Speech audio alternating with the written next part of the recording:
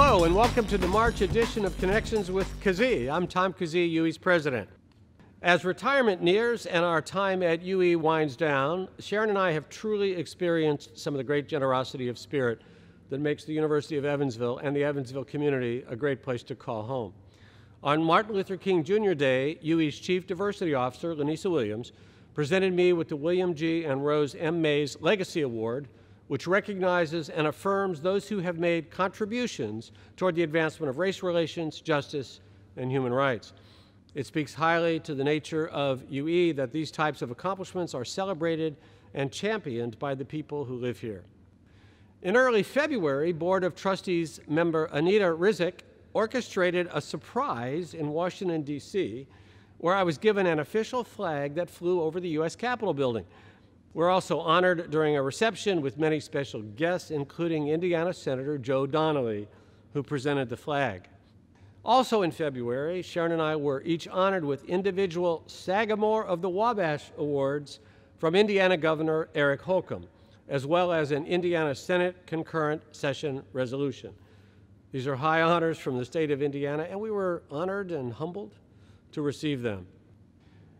I list these not to tout my own accomplishments, but to say thank you to each and every one of you who has been so warm and welcoming to Sharon and me during our final days here, just as you did during our very first days. We are deeply grateful. In these final months of my presidency, I've also had a wonderful time diving back into the political science arena for a series of events that showcased what makes this such a special place. On March the 20th, we held a special Patricia H. Snyder concert and lecture series, which was organized as a political science mini-conference. As part of the event, I moderated a well-attended American politics panel discussion featuring three well-regarded political scientists, UWE's own Dr. Robert Dayan, as well as two of my former political science students from Davidson College, Professors Marvin Overby and Patrick Sellers, who've both gone on to terrific careers of their own. It was great to hear what these political scientists said about today's political developments and to field questions from students and other UWE community members. Later that same evening, I sat down with former Indiana Senator Richard Lugar for a conversation on making sense of current affairs. Early in my administration, I was fortunate to have met Senator Lugar while he was still in office. It was a pleasure to be able to meet with him again for this special event.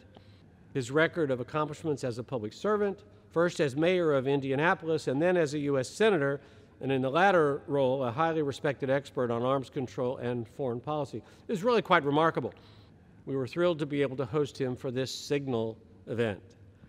And finally, as many of you have already heard, the Purple Aces men's basketball team has a new coach. This week, UWE Director of Athletics Mark Spencer announced that Walter McCarty has accepted the position. Walter is an Evansville native and was a standout basketball star at Harrison High School before attending the University of Kentucky in 1993.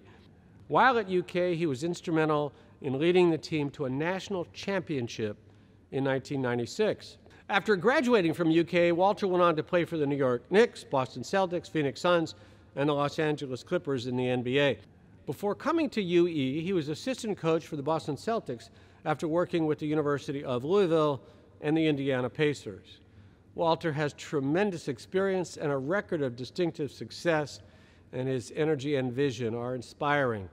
We couldn't be more excited for this new chapter for the Purple Aces men's basketball team. The UWE and Evansville community welcomed Walter and introduced him to the community during a celebration presented by German American Bank on Friday, March the 26th, right here in the Meeks Family Fieldhouse. The energy in the fieldhouse was electric, and we're all looking forward to that same energy being brought to the Ford Center in downtown Evansville. That's all for this month. I hope you'll be back in April for the final edition of Connections with Kazee. Between now and then, feel free to drop me a line on Twitter at TomKazee1 or email me at kazee1@evansville.edu. See you next month.